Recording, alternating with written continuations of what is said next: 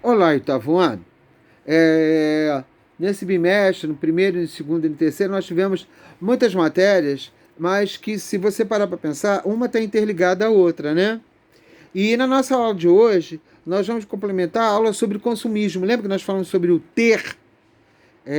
Falamos só sobre ter as coisas, pisar nas pessoas. Agora nós vamos complementar isso de uma maneira mais abrangedora, tá? Vamos lá. E nós começamos com o título é Ter e Ser. E a frase que abre é essa aqui. Está escrito: não é só de pão que vive o homem. É Lucas, capítulo 4, versículo 4, capítulo 4, tá? Acho que tá certo, eu esqueço. Este é um tema, gente, bastante discutido nos dias de hoje, né? Muitos estão tentando ser, cansados do materialismo, e nesta busca frequentam seminários, fazem retiros espirituais, leem coleções de livro, praticam meditação e outros tipos de coisas, tá? Outros, a grande maioria, com os corações ainda imbuídos de ambição insaciável, voltam unicamente para o ter. Ter, é o consumir. Eu tenho que ter aquilo, eu tenho que ter aquele objeto, eu tenho que ter aquela roupa, eu tenho que ter aquele celular. Colocam toda a sua energia em conseguir postos e haveres que os realizem. É claro que, se vivemos num mundo material, precisamos de coisas materiais. Isso é verdade. Nós precisamos dessas coisas materiais. O alimento, a saúde, o transporte, o lazer, a arte deveriam ser o direito de todo e qualquer ser humano. Viver tranquilo e com conforto é a meta sadia de vida. Não é dizer que queria ter a bolsa cheia de dinheiro, não, mas quando fala assim, ó, vamos colocar o alimento e a saúde. Quanta gente está desempregada e que não pode ter esse alimento? Quanta gente está doente e não pode ter o atendimento que precisa? Que não tem isso, que não tem saúde e não tem como ter esse meio de ter essa saúde. Não tem como ter esse alimento. Entender aqui a base do ter, tá? Aí, gente, mas entretanto, temos dois lados de uma moeda triste. Aqueles que são privados de tudo, ou quase tudo, pela má distribuição das riquezas, fruto de sistemas sociais injustos, e aqueles que desejam ter além do necessário. Tem gente que nem precisa daquilo, mas quer ter. Muitas das vezes comete até coisas consideradas criminosas, né, para ter. Passam por cima das pessoas porque ter é o prazer de ter, dizer que tem aquilo ali. E quantas das vezes as pessoas, pela essa má distribuição de riquezas, não tem nem o que comer dentro de casa. Sabe, gente, nessa época que a gente está vivendo, você já viu quanta campanha solidária que você vê? Pessoas na rua dizendo que faz as máscaras de troca por comida. Isso é triste. Não ter essa comida. Chegar em casa não ter o que dar aos seus filhos. E tem gente que nem pensa nisso, né? Tem gente que não está nem aí. Só quer ter prazer, dinheiro, posição social. Olha só. Que querem mais, sempre mais, sofrem provavelmente de uma neurose compulsiva. Tem gente que é assim, né? É neurótico, tem essa compulsão por ter. Nem precisa daquilo. Aí muitas vezes compra e não sabe nem o que vai fazer com aquilo depois. Entenderam isso? Não é preciso que se sinta culpa pelo desejo de ter. Não, gente, eu não estou culpando ninguém aqui, não. Não estou querendo dizer que você é culpado. O ser humano é culpado porque deseja ter uma vida melhor, entendeu? Não estou culpando, tá? Mas como já afirmamos, como já se afirma, esta é uma aspiração natural e saudável no ser humano para que tenha uma vida agradável e feliz. para que você não precise passar por privações.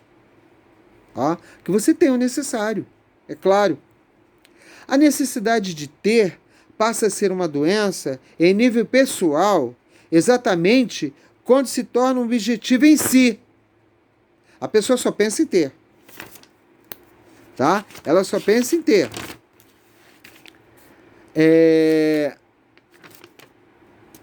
Temos, nesse caso, uma neurose compulsiva ou obsessiva. É aquela obsessão de ter. E ela torna-se uma doença social que hoje tomou conta do organismo coletivo, como um câncer, quando as pessoas passam a ser valorizadas unicamente pelo que têm e toda a sociedade compele o indivíduo a lutar arduamente pelo sucesso, como se a vida fosse uma maratona em que todos almejam o primeiro lugar. É isso que virou, né, gente? Eu tenho que correr, eu tenho que estar na frente de todo mundo, eu tenho que ter primeiro aquilo ali. Isso tornou uma doença. Entendeu? Nem é necessário aquilo. Esse tipo de atitude, o que ele gera, gente? Ele gera os mais graves desequilíbrios, tanto em nível pessoal como social. Você se torna prisioneiro de você mesmo, tá? Depressões, estresse, doenças psicossomáticas, violência, miséria, mendicância são frutos dessa triste filosofia. Quanta gente compra que nem pode. O cartão estoura e está continuando a comprar. Quanta gente perde tudo por isso. Por essa ânsia de ter. Isso se torna uma doença. Se torna um vício, né? É preciso que façamos uma reflexão séria. O que procuramos nesta vida? Pelo que lutamos? A que aspira o nosso coração? E como nós nos comportamos nesta luta terrena? Acreditamos que os fins justificam os meios? Mesmo que estes meios signifiquem mentir, fingir, magoar, bajular, desrespeitar as necessidades, os sentimentos e a privacidade do nosso próximo? Isso vale? Mesmo que esses meios criem a injustiça, a desigualdade, a miséria e a violência? Vocês acreditam nisso? Entendeu? É claro que se estamos aqui, temos de nos preocupar com as questões terrenas e cotidianas, claro. Estou aqui, eu sou um terráqueo. Temos de lutar com dignidade pela sobrevivência nossa e pela da humanidade. Nós temos que ser dignos daquilo que nós temos. Nós não temos que pisar, não temos que passar ninguém para trás, né, gente? É natural que queiramos comida sobre a mesa, um teto decente sobre as nossas cabeças e mesmo conforto e beleza. Quem não quer, né? Como nem só de pão vive o homem, é natural que queremos tempo livre para criar, pensar e gostar de toda a beleza da vida. Nós precisamos disso também. Nós precisamos desse momento, desse encontro com a natureza, desse encontro com a beleza, desse encontro com a arte, tá? Entretanto, o luxo, o acúmulo, o que nos sobra é o que falta a tantos. E se a vida continua após a morte? O que levaremos conosco? O que acumulamos em bens materiais ou aquilo que somos? Porque tem uma frase que diz, né, que caixão não tem gaveta. Minhas joias, meus carros, isso tudo vai ficar para outras pessoas. Lutei, fiquei doente para ter e no final não vou aproveitar nada. As pessoas que vão. E os meus atos, aquilo que ele tem que levar de bom comigo. Não é isso que eu tenho que levar? Aquilo que nós somos, aquilo que nós somos aqui na Terra? Não é isso, não é verdade, gente? Não é? Eu não tenho que pensar naquilo que é meio ali, porque isso não vai comigo. Vão comigo as minhas atitudes. O que eu fiz de bom. Ou o que eu fiz de mal, né? O homem é um projeto inacabado, né, gente? Está sempre em construção, está sempre modificando, não é verdade? A gente está sempre em construção. A gente tá, eu costumo dizer que nós somos uma coxa de retalho. Um pedacinho eu aprendo com vocês, vocês aprendem alguma coisa comigo, a gente aprende com nossos pais, a gente aprende com nossos amigos, e vamos construindo a nossa personalidade, essa colcha de retalhos, tá? Até pelo lado físico, ele é o animal que nasce mais incapaz, o homem, tá? E que tem de conquistar a sua independência dia a dia. Isso é verdade, nós nascemos pelados, nós precisamos de alguém que nos cuidem até uma certa idade, não é verdade? E depois quando ficamos velhos também, né? Olha só, o bebê humano, se deixado à míngua, simplesmente morre. Isso que significa que ele tem que se fazer. Aí está a importância do ser. Ele vai crescer e ele tem que ser alguém que cuide dele mesmo, tá? Não importa acreditar ou não em Deus, ter ou não religião. Uma coisa, porém, é muito certa. O homem só é feliz quando se realiza, isto é, quando desenvolve tudo aquilo que nele existe em potencialidade, a capacidade limitada de amar, compreender, perdoar, acolher, a capacidade intelectual que abrange, hoje, nós sabemos também, o desenvolvimento de poderes antitidos como extrasensoriais, a capacidade de criar, de renovar, de conviver. Enfim, quando ele desenvolve todas aquelas características que são nitidamente humanas. Nós temos que desenvolver essas características todas em nós, tá? Resumindo, gente, vamos falar. O homem vive num conflito entre o ter e o ser. O ter passa a ser uma doença quando se torna compulsão. A pessoa se torna compulsiva em ter. Que é normal você querer ter alguma coisa. O homem só se realiza quando se torna plenamente humano. Será que eu sou humano? Eu sou um ser humano, mas eu estou sabendo ser humano? Eu estou sendo humano com as outras pessoas? Eu estou tendo compaixão? Eu estou tendo solidariedade, carinho com as outras pessoas? O homem só se realiza quando se torna plenamente humano. Tá? E o que a gente entende por ser? Né? Quais as consequências para o indivíduo e a sociedade de uma ambição desenfreada?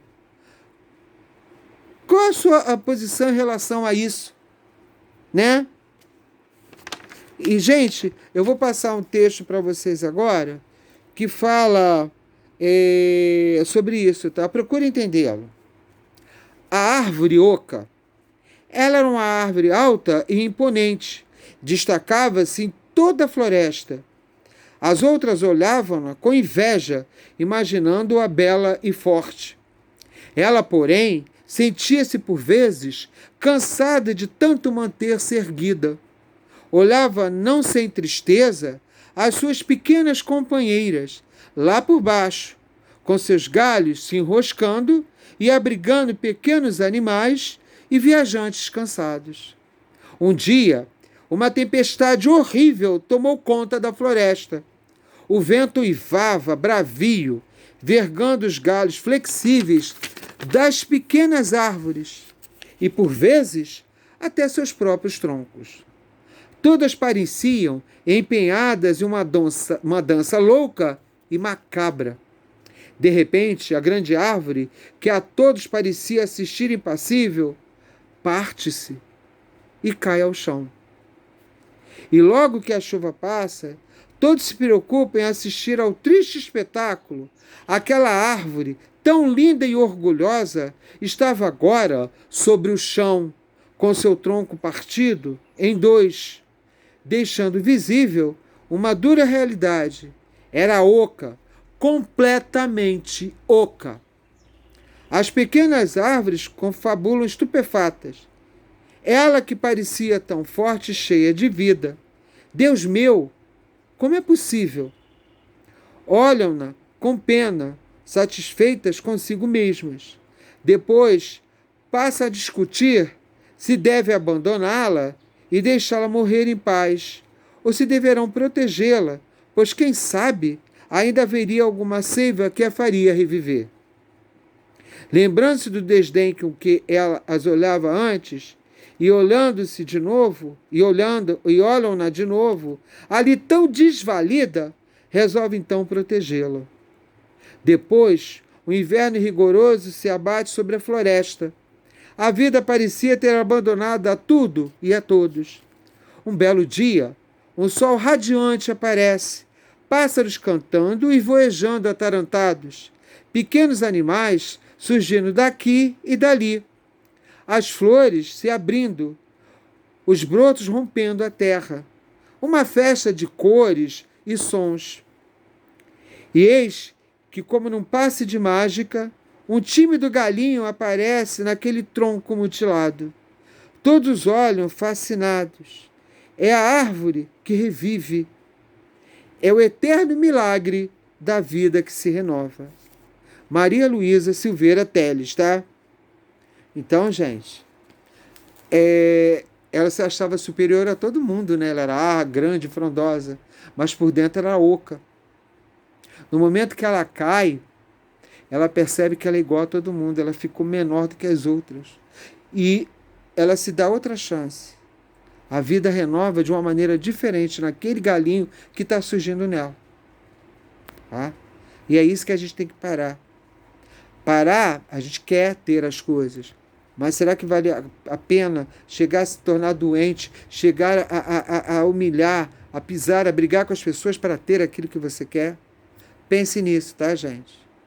Pense nisso. Bom simulado.